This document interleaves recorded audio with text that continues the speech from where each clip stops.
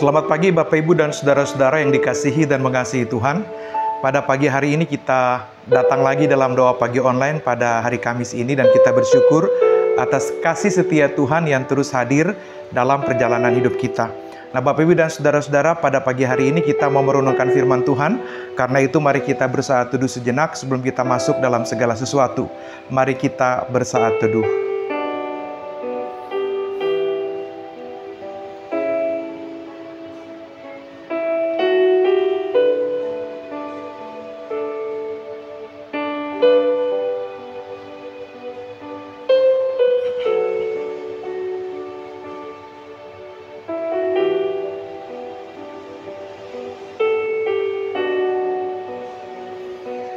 Kami datang pagi ini dalam rasa syukur dan terima kasih karena kemurahan Tuhan. Kami boleh hidup, dan karena kebaikan-Mu kami boleh mengalami pertolongan Tuhan pada waktu ke waktu. Pagi ini kami memulai hari kami dengan kebersyukuran, dan kami mau mendasarinya di dalam rasa syukur lewat perenungan akan firman-Mu. Kiranya Tuhan menolong kami agar firman Tuhan terus mengubahkan kami, supaya perjalanan hidup kami semakin hari semakin memuliakan Tuhan, dan kami semakin mengerti apa yang Tuhan kehendaki bagi kami semua dalam perjalanan hidup kami. Biarlah Tuhan juga menolong hamba-Mu untuk memberitakan firman ini, dan dalam segala sesuatu Tuhan saja yang dipermuliakan. Dalam Kristus Yesus, firman yang hidup dan menghidupkan, kami sudah berdoa. Amin.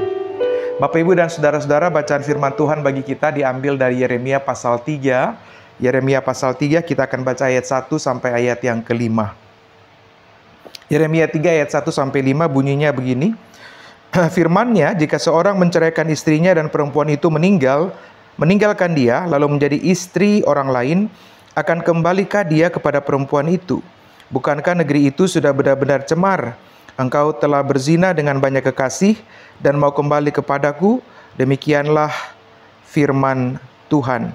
Layangkanlah matamu ke bukit-bukit gundul dan lihatlah, di tempat mana engkau tidak ditiduri, di pinggir-pinggir jalan engkau duduk menantikan kekasih. Seperti seorang penyamun di padang gurun, engkau telah mencemarkan negeri dengan zinamu dan dengan kejahatanmu. Sebab itu dirus hujan tertahan, dan hujan pada akhir musim tidak datang. Dahimu dahi pelacur, engkau tidak tahu malu. Bukankah baru saja engkau memanggil aku Bapakku, engkau sahabatku sejak kecil? Apakah ia akan murka untuk selamanya, atau menaruh dendam untuk seterusnya? Demikianlah katamu, namun engkau melakukan kejahatan kapanpun engkau bisa. Bapak Ibu dan saudara-saudara yang dikasihi dan mengasihi Tuhan, hidup dalam pertobatan itu selalu ada tantangannya. Hidup dalam pertobatan itu selalu ada godaannya. Godaannya adalah bahwa kadangkala kita ada pada situasi yang tidak bisa, atau kita ada pada pengalaman-pengalaman yang kadangkala ingin menikmati sesuatu yang lain, ingin menikmati apa yang mungkin kebanyakan orang juga nikmati, yang quote unquote itu hidup di luar kehendak Tuhan, atau hidup dalam dosa. Nah karena itu memang saudara-saudara, hidup pertobatan itu membutuhkan sebuah komitmen yang sungguh-sungguh.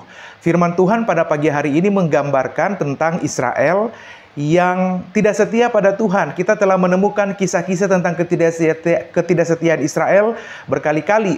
Pagi ini firman Tuhan ada dalam topik judul dari Lembaga Alkitab Indonesia, Pertobatan yang Pura-Pura. Dan digambarkan tentang bagaimana seseorang berzinah, bagaimana seorang yang meninggalkan, atau bagaimana seorang yang meninggalkan pernikahannya lalu kemudian tidur dengan pasangan-pasangan yang lain. Karena itu gambaran yang dipakai di sini ini mirip dengan pengalaman dari kitab Hosea, tentang bagaimana perkawinan Hosea itu dipakai sebagai gambaran tentang ketidaksetiaan Israel. Dan itu terjadi bahwa orang-orang Israel itu berzina pada Tuhan. Mereka hidup dalam perzinahan spiritual. Mereka kalau pakai bahasa Alkitab yang kita baca pada pagi hari ini, mereka melacurkan diri secara spiritual, dalam artian bahwa mereka tidak setia pada Tuhan, dan mereka mengalihkan hati mereka kepada ilah-ilah yang lain. Mereka membuat banyak model patung-patung sesembahan. Mereka meninggalkan Tuhan Allah Israel yang telah menyelamatkan mereka dari perjalanan hidup dari waktu ke waktu. Karena itu yang didapati dari teks kita adalah tentang pertobatan yang mereka naikkan adalah pertobatan yang pura-pura, pertobatan yang pragmatis, pertobatan yang hanya sebatas emosi, dan dia tidak turun pada komitmen yang menghasilkan perubahan perilaku dalam perjalanan hidup. Pertobatan yang pura-pura ini, saudara, kita kenal dengan istilah pertobatan semu, ya, tobat tapi kumat, atau orang biasa mengatakan tomat, tobat tapi kumat. Tobat tapi kumat itu adalah pertobatan yang sampai hanya pada level emosi. Pertobatan yang pura-pura atau pertobatan yang pragmatis tadi adalah pertobatan yang hanya kita tersentuh secara emosi pada pengalaman tertentu, dan itu selesai sampai di situ. Janji yang kita sampaikan atau kita naikkan pada Tuhan adalah sesuatu yang hanya berdasarkan pengalaman emosional belaka, dan dia tidak menyentuh hati kita dan pengalaman batin kita secara utuh, sehingga lahir tekad yang kuat untuk menghidupi kehendak Tuhan dalam perjalanan hidup. Bapak, Ibu, dan saudara-saudara, kalau kisah kita berbicara tentang orang Israel yang tobat tapi kumat, pertobatan pura-pura, dan mereka melacurkan diri mereka secara spiritual, mereka pergi kepada ilah-ilah lain, mereka mencari Allah-Allah yang palsu yang tidak menyelamatkan, padahal Allah Israel telah melakukan begitu banyak bagi perjalanan hidup mereka. Maka pengalaman hidup kita pada zaman ini juga sebenarnya menunjukkan tipe atau pola yang sama. Mungkin saudara dan saya tidak pergi mencari ilah-ilah palsu atau dewa-dewa dalam zaman-zaman kuno seperti orang pada zaman kuno. Tapi kita punya ilah-ilah global. Kita punya ilah-ilah yang modern. Kita punya ilah-ilah yang menarik hati kita dan mengalihkan perhatian kita sedemikian rupa sehingga kita nggak punya lagi kesempatan untuk bersama-sama dengan Tuhan. Ilah-ilah global itu apa? Banyak. Kita kadangkala mengilahkan kekuasaan dan jabatan. Karena itu kadangkala kekuasaan dan jabatan menarik kita untuk berlaku tidak setia pada Tuhan. Kita menjadi pengabdi kekuasaan. Kita menjadi pengabdi cuan. Kita menjadi pengabdi uang. Sampai kita lupa setia pada Tuhan. Kita bisa meninggalkan Tuhan demi hal-hal tadi. Ilah-ilah global adalah harta kekayaan. Kita bisa meninggalkan atau kita bisa melakukan apapun untuk mendapatkan itu, bahkan ketika hal itu membuat kita tidak setia pada Tuhan. Yang penting kita bisa ada pada fase mengumpulkan harta kekayaan tertentu. Ilah global bisa juga teknologi. Zaman sekarang banyak orang begitu terperangah dan terpesona dengan teknologi, sehingga kadangkala Tuhan gak punya tempat. Orang sibuk dengan teknologi, dengan dunia digital, hingga pada akhirnya kita nggak lagi punya waktu. Pekerjaan bisa juga menjadi ilah dalam perjalanan hidup kita. Kita ngotot dan kita betul-betul all out dengan pekerjaan kita, sampai kadang-kadang kita nggak punya waktu untuk membangun relasi dengan Tuhan. Demi mendapatkan pekerjaan atau demi memperjuangkan pekerjaan, banyak orang lalu kemudian berbalik meninggalkan Tuhan. Padahal mereka lupa bahwa pekerjaan itu adalah anugerah. Makanya ada sebuah quote yang mengatakan, gara-gara mencari berkat, orang sampai lupa si pemberi berkat. Gara-gara mencari berkat, orang sampai lupa si pemberi berkat. Karena itu saudara-saudara, pekerjaan pada satu sisi bisa menjadi ilah. Cinta juga bisa menjadi ilah dalam perjalanan hidup kita. Banyak orang takut tidak dicintai. Banyak orang takut kehilangan orang yang mereka cintai. Sampai kadangkala menurut begitu rupa, bahkan bisa banyak orang yang meninggalkan Tuhan dalam imannya hanya atas nama cinta. Jadi pada zaman sekarang banyak orang Kristen yang tidak setia pada Tuhan. Banyak orang Kristen yang kalau pakai bahasa Alkitab pada bacaan kita pada hari ini, banyak orang percaya melacurkan dirinya secara spiritual. Artinya bahwa mereka berzinah dengan Tuhan berzinah dari Tuhan secara spiritual. Mereka membiarkan hidup dan hati mereka dikuasai oleh ilah-ilah global, dan Tuhan Allah punya tempat di luar kehidupan mereka. Nanti tobatnya hanya pada momen-momen tertentu. Tobatnya hanya kalau berada pada masa-masa sulit, lalu mulai bernazar sembarangan, mulai angkat janji sembarangan pada Tuhan. Tobatnya hanya nanti pada waktu-waktu ritual keagamaan di gereja. Kumatnya semingguan, ibu bapak dan saudara-saudara. Ini tantangan kita. Karena itu firman Tuhan pada hari ini sebenarnya menjadi pengingat yang terus mengingatkan kita supaya kita nggak jadi orang Kristen yang tomat tadi. Kita nggak jadi orang Kristen yang tobat tapi kumat. Kita nggak jadi orang Kristen yang pura-pura pertobatannya. Tapi kita mau menjadi orang Kristen yang pertobatannya dilandasi oleh sebuah pemaknaan bahwa kita bisa hidup karena Tuhan. Kita bisa mendapatkan ini itu karena Tuhan. Kita diberkati karena Tuhan. Karena itu jangan sampai kita sibuk cari berkat, sampai kita lupa sumber berkat, tapi kita terus terhubung dengan sumber berkat, sembari kita terus mengalami berkat-berkat yang Dia nyatakan dalam kehidupan kita. Kita tidak membiarkan hidup kita menjadi hamba ilah-ilah global. Kita tahu bahwa semua yang kita punya, kekuasaan, jabatan, harta, materi, dicintai, diterima, dan seterusnya, itu pun adalah bagian dari anugerah dan kasih karunia Tuhan bagi saudara dan saya. Jadi kita nggak takut kehilangan itu semua. Karena yang paling utama adalah kita tetap terhubung dengan Tuhan Sang Sumber Berkat itu, dengan melakukan semua yang Dia karuniakan bagi Bapak Ibu, saudara-saudara, dan saya. Nah, Bapak Ibu dan saudara yang dikasihi dan mengasihi Tuhan, firman Tuhan pada pagi hari ini mau mengingatkan kita kembali, meneguhkan kita. Dia mau menarik kita untuk kembali pada jalan yang Tuhan tetapkan. Dia mau supaya perjalanan hidup kita, kalau sudah mulai melenceng sekian derajat, dibalikkan lagi pada arah yang Tuhan tetapkan, supaya pengalaman hidup kita bersama adalah sebuah pengalaman yang membuat kita sungguh-sungguh memuliakan Tuhan. Supaya pertobatan kita adalah sebuah pertobatan yang sungguh metanoia, berbalik kepada Tuhan dan berjalan menuju Tuhan, meninggalkan kehidupan kita yang lama. Kita tidak menjadi stuck, atau kita tidak menjadi pura-pura karena punya kepentingan dengan Tuhan. Tapi kita mau supaya perjalanan hidup kita diubahkan seutuhnya dalam kerangka perjalanan pertobatan bersama-sama dengan Tuhan. Satu jaminan yang selalu Tuhan berikan kepada saudara dan saya, sebesar apapun dosamu, sebesar apapun pengalaman hidup di masa lalu, Tuhan terima semuanya dan Tuhan putihkan semuanya ketika saudara dan saya mau sungguh-sungguh datang kepada Tuhan dalam pertobatan yang sungguh-sungguh, dalam pengalaman hidup yang utuh bersama-sama dengan Tuhan. Bapak, Ibu, dan saudara-saudara yang dikasihi dan mengasihi Tuhan, tentu perubahan ini adalah sebuah perubahan yang tidak mudah. Ada pengalaman-pengalaman yang membuat kita menjadi tidak biasa.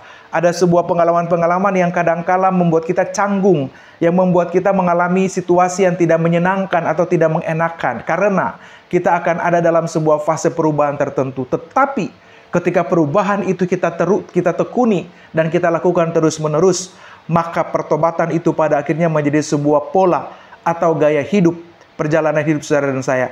Pertobatan itu bukan lagi menjadi sebuah tuntutan, tapi pertobatan itu telah menjadi sebuah kerelaan dalam perjalanan hidup kita bersama-sama dengan Tuhan. Pertobatan itu bukan lagi sesuatu yang semu, bukan lagi pertobatan yang pura-pura, bukan lagi pertobatan yang hipokrit, ya, bukan lagi pertobatan yang munafik, bukan lagi pertobatan yang tobat tapi kumat.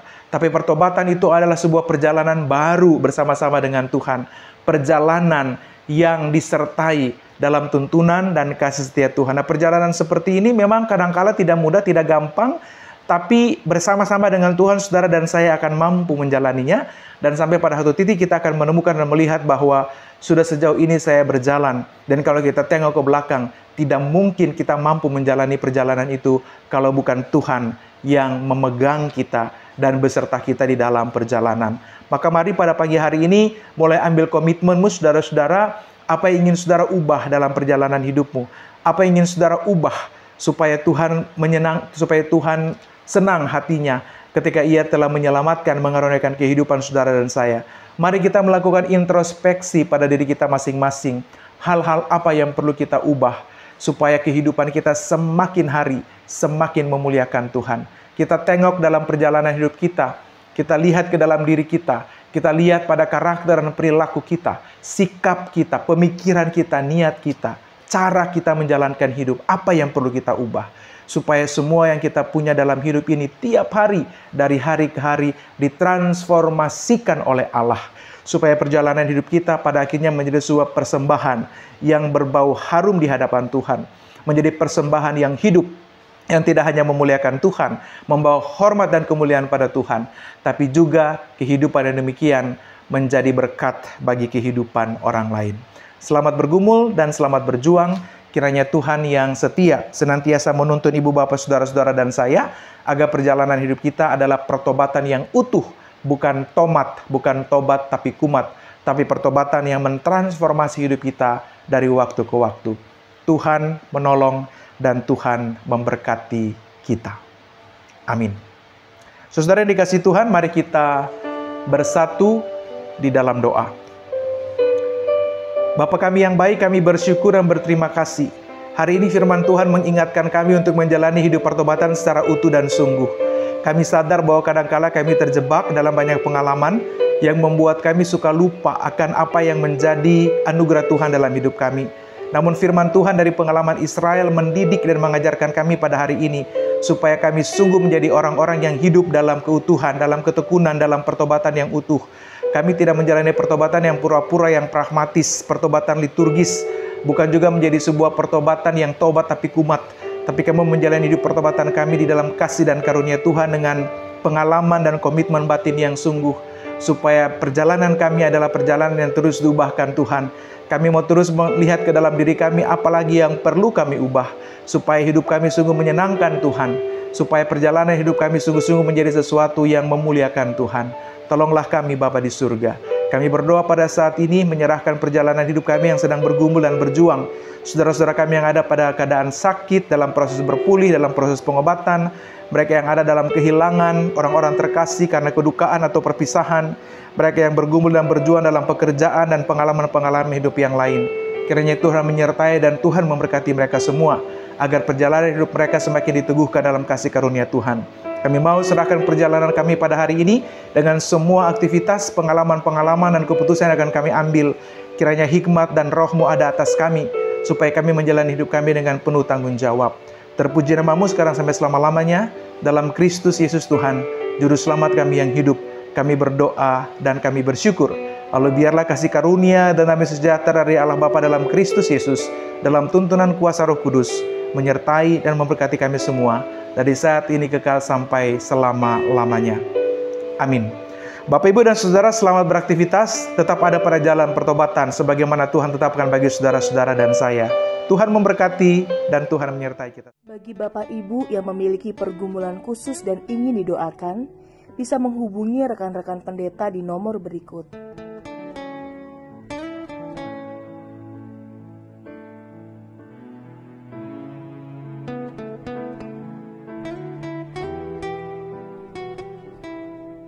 Tuhan Yesus memberkati.